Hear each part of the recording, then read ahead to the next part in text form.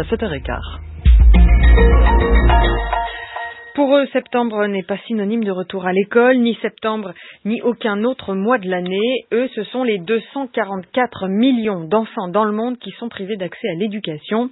Un chiffre en forme de triste constat que font l'UNICEF et plusieurs ONG, alors qu'a lieu ce vendredi la Journée internationale d'action contre l'illettrisme. Ce chiffre de 244 millions s'ajoute à d'autres.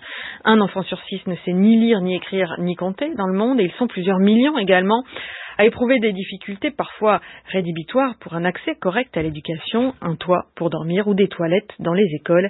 Les précisions sur ce constat par Nathanaël Charbonnier.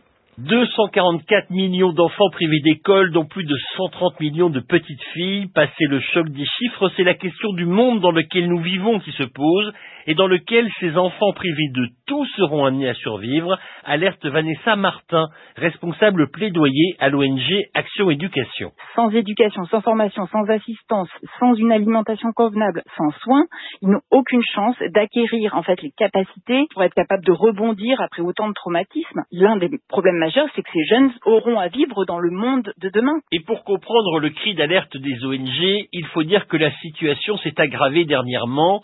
En cause, la crise Covid qui a détruit des années de travail, explique Camille Romain-Desbaux, directrice de l'ONG Vision du Monde. Nous avons constaté que les familles les plus démunies se retrouvaient à sortir les enfants de l'école, à les faire travailler. On remarque aussi une augmentation des mariages précoces et forcés des petites filles. Le Covid est vraiment, venu mettre vraiment à mal des années de progrès en matière d'éducation des enfants. Enfin, dernière inquiétude pour les ONG, elle concerne le Sahel, où leur présence devient de plus en plus difficile à assurer auprès des enfants, dans cette région où la France n'est plus la bienvenue.